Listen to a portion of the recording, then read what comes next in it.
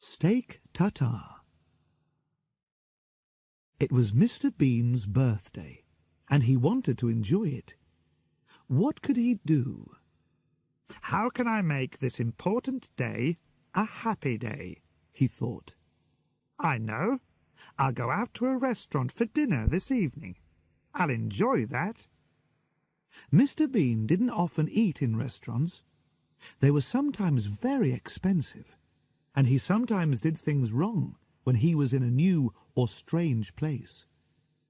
Oh dear, life wasn't easy for Mr. Bean. That evening, Mr. Bean put on a clean shirt. He put on his best coat and trousers. He put on his best shoes. Then he drove to a restaurant in the centre of town. He arrived at 8 o'clock and went inside. It was a very nice restaurant. Everybody was wearing their best clothes, and there were flowers on every table. I'm going to like it here, thought Mr. Bean. This is a good restaurant for my birthday dinner. The manager met him at the door. "Good evening, sir," he said. "How are you? Would you like a table for one?" "Yes, please," said Mr. Bean. "Follow me, sir," said the manager. He walked across the room to a table, and Mr. Bean went after him. "Here you are, sir," said the manager. "This is a nice table." He pulled the chair away from the table. Then he waited for Mr. Bean to sit down. Mr. Bean looked at him. "Why is he taking my chair away?" thought Mr. Bean. "What's he doing?" And he pulled the chair away from the manager and sat down quickly. When the manager went away, Mr. Bean sat quietly for a minute. Then he remembered something. He took a birthday card and an envelope out of his jacket. Next, he took out a pen and wrote, "Happy Birthday, Bean," inside the card. Then he put the card into the envelope and wrote his name on the outside of it. He put it on the table and put his pen back into his jacket. After a minute or two, Mr. Bean pretended to see the card for the first time. "Oh, a card for me?" he said. He opened the envelope and took out the card. He read it carefully. "Now that's nice," he said. "Somebody remembered my birthday." And he stood the card on his table. The manager arrived with the menu and gave it to Mr. Bean. Mr. Bean started to read it. "Oh dear," he thought. "Everything's very expensive. What can I have?" Mr. Bean got out his money. He had a £10 note and some coins. He put the money onto a plate. "How much have I got?" he said, and he moved the money round on the plate. 10, 11, and 40, 50, 55. £11 and 55 pence. He looked at the menu again. What could he eat for £11.55? The manager came to his table. "Are you ready, sir?" he asked. "Yes," said Mr. Bean. He put his finger on the menu.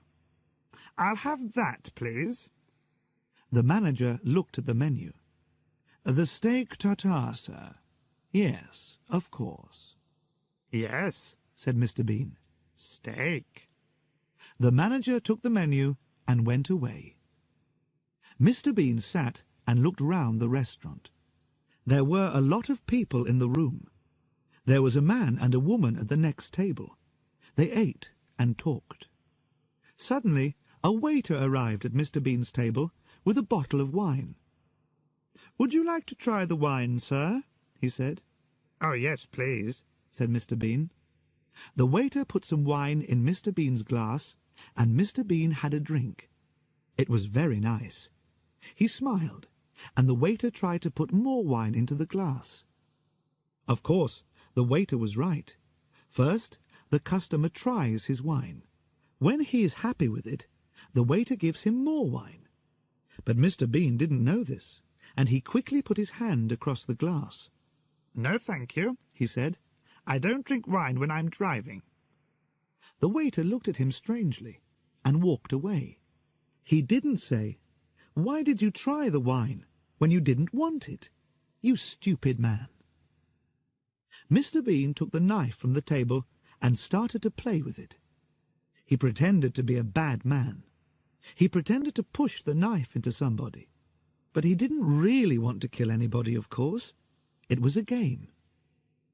The woman at the next table looked at him angrily, and Mr. Bean quickly moved the knife.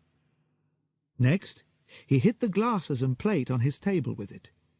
Ping, ping, ping, they went, and after a minute he played the song Happy Birthday on the glasses. He smiled and thought, "I'm very clever." But the woman at the next table didn't think, "That's clever," or, "Oh yes, that's funny."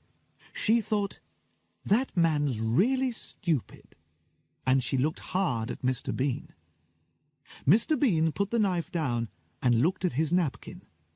"It's a very nice napkin," he thought. The waiter saw Mr. Bean looking at his napkin. He didn't say anything, but suddenly, flick, he opened it for Mr. Bean. "That's clever," thought Mr. Bean. "I'll try that." And he began to move his napkin. Flick, flick, flick. Suddenly the napkin flew out of his hand. It flew across onto the next table. The woman at the table looked round again, but Mr. Bean pretended not to see her. His face said, "It's not my napkin." A minute later, the waiter arrived with his food. There was a large cover on the plate, and Mr. Bean couldn't see the food. But he gave the waiter the money on the table. Customers don't usually give a waiter money when he arrives with the food, but the waiter didn't say anything. He took the money and put it in his jacket. Mr. Bean was happy. "I'm doing everything right," he thought. The waiter took the cover off the plate and walked away. Mr. Bean looked at the food in front of him. He put his nose near the meat and smelled it. Then he put his ear next to it. "What's this?" he thought. He put some of the meat into his mouth. Suddenly, the manager arrived at his table. "Is everything all right, sir?" he asked. "Are you happy with everything?" Said Mr. Bean. He smiled. The manager smiled too. He walked away, and Mr. Bean's face changed. There was no smile now. "Ah!" he thought. "They didn't cook this meat." But he had to eat it. "I don't want people to think that I'm stupid," he thought, "but I'll never ask for steak tartare again. Never." He pushed his plate away. But then the waiter went past his table. "Is everything all right, sir?" he asked. "Oh, yes," said Mr. Bean. He smiled. "Yes, everything's very nice, thank you." He smiled and pretended to eat some meat. But the waiter went away before Mr. Bean put it into his mouth. "What can I do with it?" he thought. "I can't eat this. Where can I hide it?" Then he had an idea. Carefully, he put the meat into the mustard pot and put the cover on it. "Where can I put some now?" he thought. "I can't eat it, so I've got to hide all of it. Oh, yes, the flowers." He took the flowers out of the vase, but then the manager went past, so Mr. Bean pretended to smell the flowers. Very nice," he said. The manager smiled and walked away. Quickly, Mr. Bean put some meat into the vase and pushed the flowers in on top of it. He looked round the table. "Where next?" he thought. "Yes, the bread." He took his knife and cut the bread roll. Then he quickly ate the middle of it. Now he could push some meat inside the roll. He did this. Then he put the roll down. He looked at the meat on his plate. "There's a lot of it," he thought. "Where can I hide it now?" He looked at the small plate on the table. Perhaps he could hide some meat under the plate. He looked round. "Nobody's watching me," he thought. So He took more meat from the big plate in front of him and put it under the small plate. Then he pushed down hard with his hand. The waiter walked past his table again. Mr. Bean smiled at him and put his arm on the plate. After the waiter went away, he pushed down on the small plate again. "That's better," he thought. "Now you can't see the meat. Good. But there's more meat. Where can I hide it?" He looked round the table. "The sugar pot," he thought. "But it's got sugar in it. What can I do?" He thought quickly. Then he put some sugar into a wine glass. Next, he put some of the meat into the sugar pot. Then he put the sugar from the wine glass on top of it. "Good," he thought. "Nobody can see it in there." Suddenly, Mr. Bean could hear music. "Where's that coming from?" he thought. He looked round and saw a man with a violin. After a minute or two, the man came across to Mr. Bean's table and played for him. Mr. Bean smiled. "This is nice," he thought. Then the man saw Mr. Bean's birthday card, and the music changed. The man started to play Happy Birthday. The people at the other tables looked round when they heard the song. Who's having a birthday, they thought. Then they saw Mr. Bean and smiled at him. Mr. Bean smiled back at them.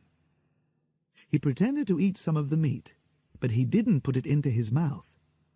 The man with the violin walked round Mr. Bean's table and watched him.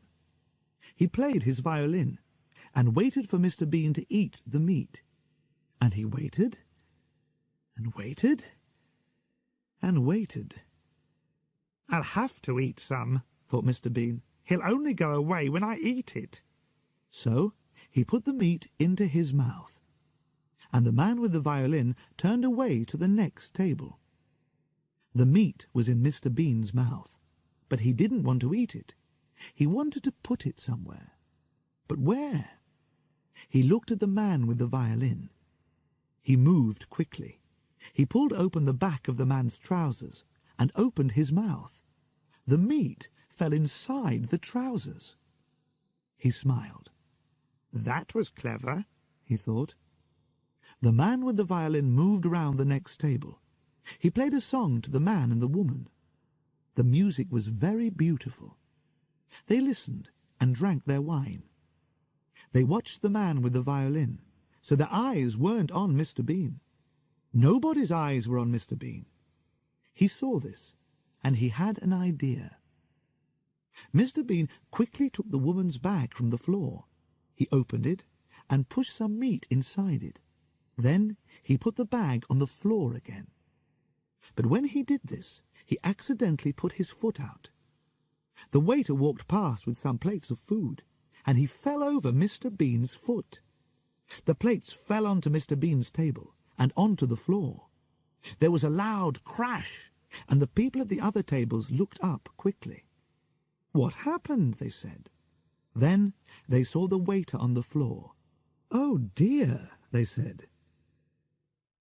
Now Mr. Bean had another idea. Here was the answer to his problem. He moved very quickly. He pushed the meat from his plate onto the table with the other food.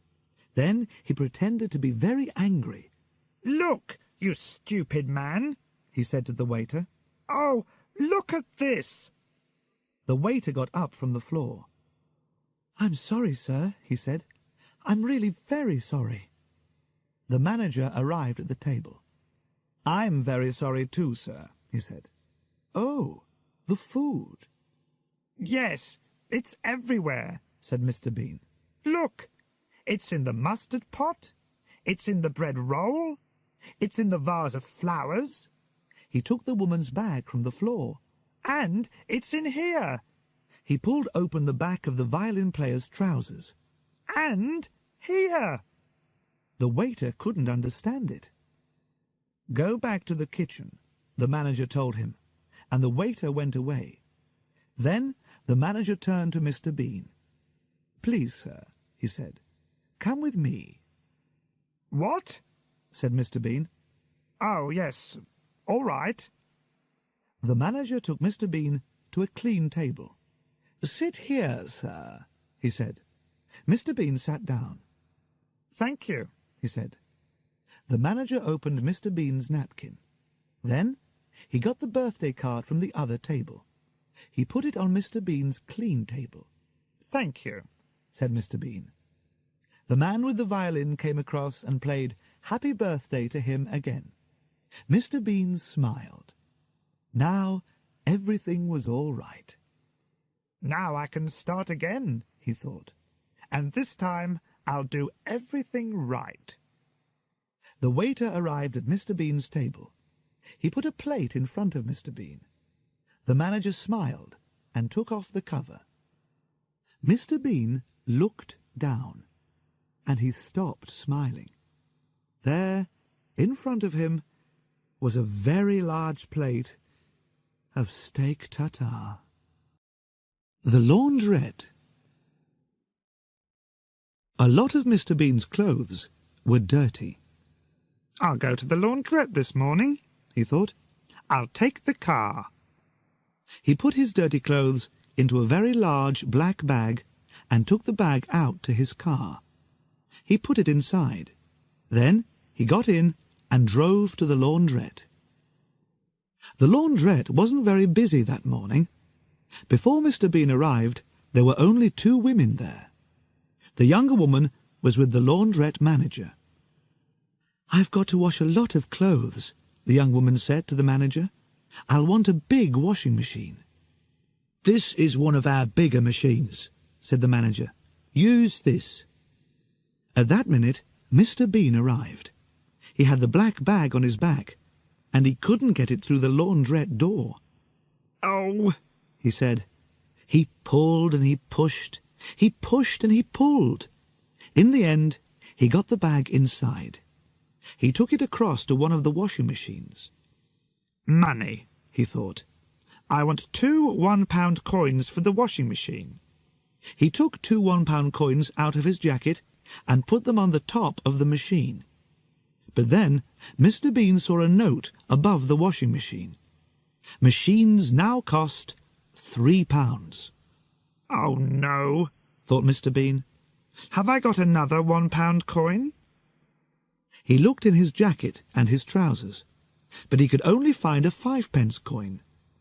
He put this on top of the washing machine. Then Mr. Bean remembered something. He did have another one-pound coin. But he looked round. The young woman was next to the big washing machine. Mr. Bean saw her putting some clothes into it. The laundrette manager was busy in his little office. "Nobody's watching me," thought Mr. Bean. "Good." He opened the front of his trousers. Then he started to pull out some string. The young woman turned suddenly and saw Mr. Bean pulling the string out of his trousers. "What is that man doing?" she thought. Mr. Bean saw her looking and turned away quickly. But now the older woman looked at him. Her eyes opened wide. "That's a strange man," the woman thought.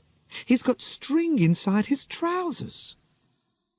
On the end of the string was some paper, and inside the paper was a 1-pound coin.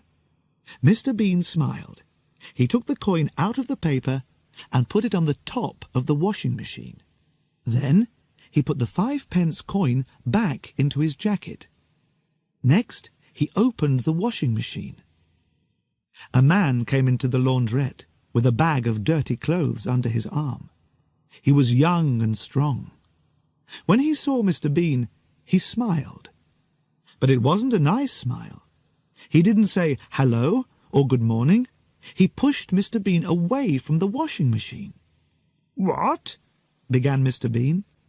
Then the young man pushed Mr. Bean's 1-pound coins onto the next machine. Mr. Bean was angry.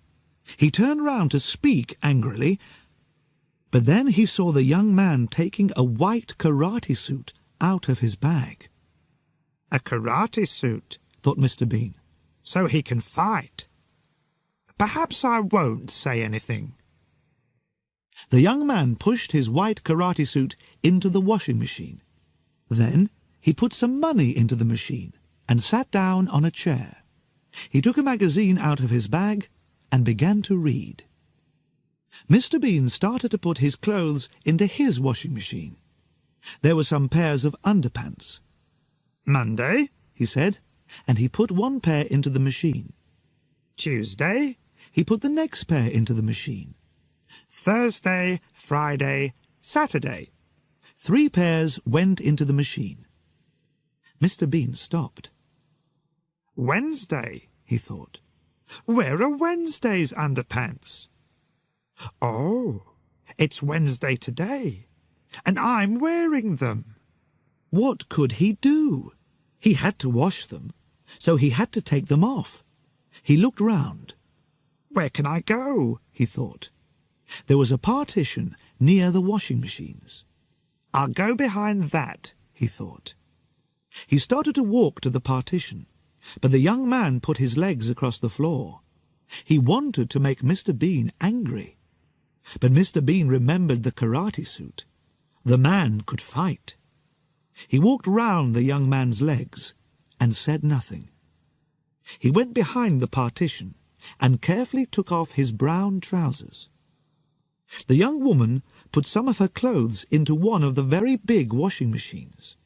The other clothes were on the top of a smaller machine near the partition. She didn't watch her clothes very carefully. She didn't see Mr. Bean put a hand round the partition, and she didn't see him put his brown trousers down with her clothes.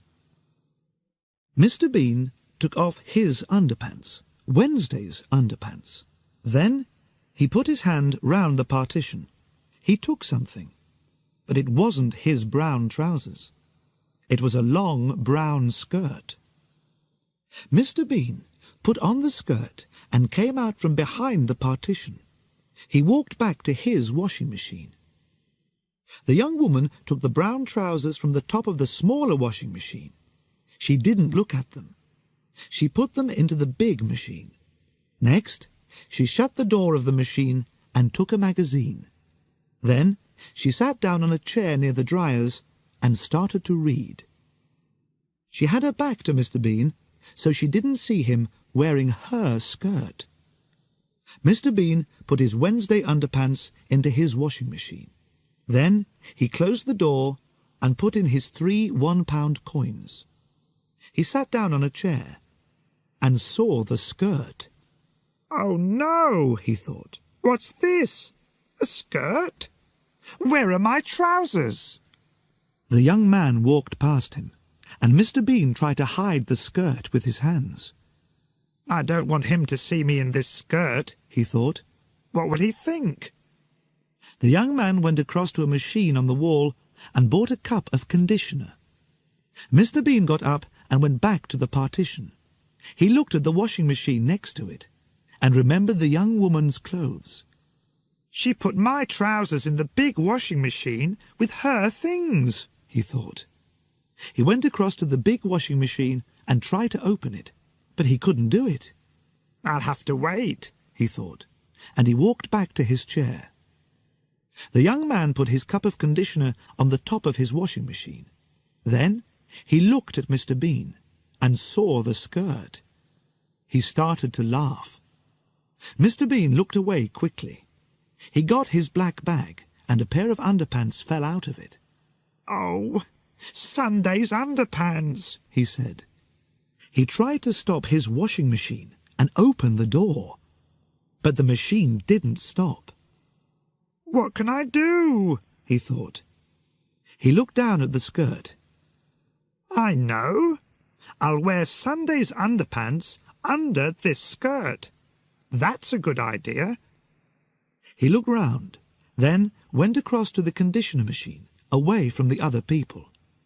Carefully, he started to put on Sunday's underpants. He put his feet into them, and suddenly he couldn't pull them up. He couldn't move them. There was a strange foot on them. It was the young man's foot. Mr. Bean turned round and saw the young man laughing at him.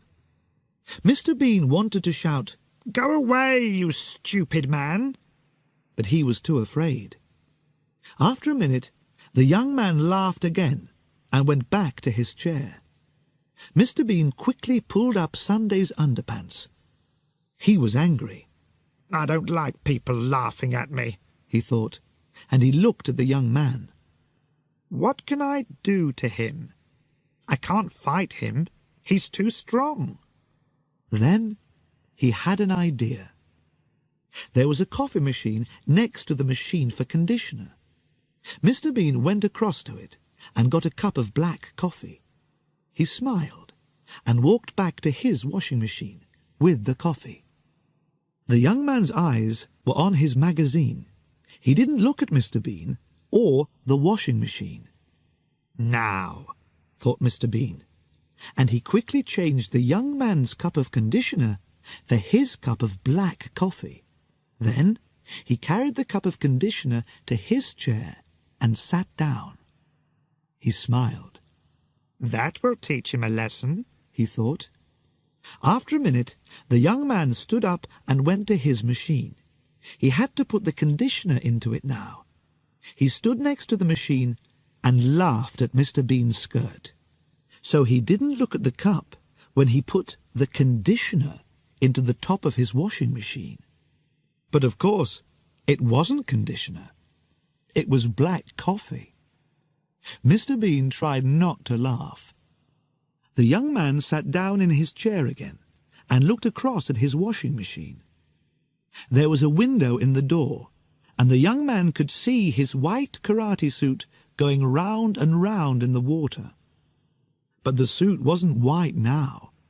It was brown. "What?" he shouted. He jumped up. He ran across to the cup and looked inside it. Then he put it to his nose and smelled it. "Coffee!" he shouted. Then he looked across at Mr. Bean. "Did you—" Mr. Bean didn't answer, but his face said, "Who? Me?" He pretended to drink his cup of coffee, but it wasn't coffee. It was conditioner. The young man went to find the laundrette manager. Mr. Bean stopped drinking and said, "Ah!" The young man showed the brown karate suit to the laundrette manager. "What's wrong, sir?" said the manager. "This karate suit was white when I came in here," said the young man. "Now look at it." "What did you do to it?" said the manager. "Me?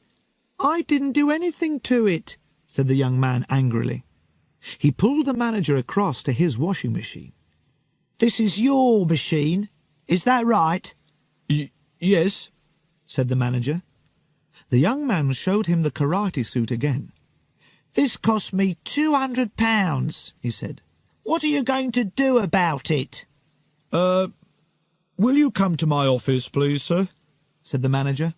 "We can talk about it there." Mr. Bean sat opposite a large dryer. His underpants and other things were in the machine. They were clean now and nearly dry. Mr. Bean waited. After a minute, the dryer stopped. He got up and opened the door. Then he started to take out his clothes. A minute or two later, the young woman came to the next dryer and started to take out her clothes. They were dry too. "Perhaps my trousers are in there," thought Mr. Bean. The young woman took some clothes out of the machine and put them into a bag. Then she went back to the big washing machine for her other clothes. Mr. Bean moved quickly. He started to look through her clothes for his trousers, but he couldn't find them. "Where are they?" he thought. "They're here somewhere. Wait a minute. Perhaps she left them in the dryer." So he looked inside it. First, he put his head into the machine. "I can't see anything," he thought. "It's too dark." Next, he climbed into the machine. The young woman was busy at the big washing machine. She didn't see Mr. Bean climb into the dryer. Then she took something out of the big washing machine. Her eyes opened wide. "What's this?" she thought. "A pair of trousers? I haven't got any brown trousers." She threw them onto one of the other washing machines. Then she took her clothes across to the dryer. Mr. Bean was inside the dryer. "Where are my trousers?" he thought. Suddenly, the woman's washing began to fly into the machine. A skirt, a dress, and some shirts. "What?" began Mr. Bean. Then the dryer door shut with a bang. "Oh, no!" thought Mr. Bean. He turned and climbed back to the door. "Help!" he shouted through the window in the door. "There's somebody in here!" But the woman couldn't hear him. She took a pound coin and put it into the dryer. Mr. Bean hit the window in the dryer door. Bang! Bang! But nobody heard him. "I can't get out!" he shouted. Suddenly, it was very hot inside the dryer. There was a noise, and the machine started. The clothes began to go round and round, and Mr. Bean began to go round and round, and round and round.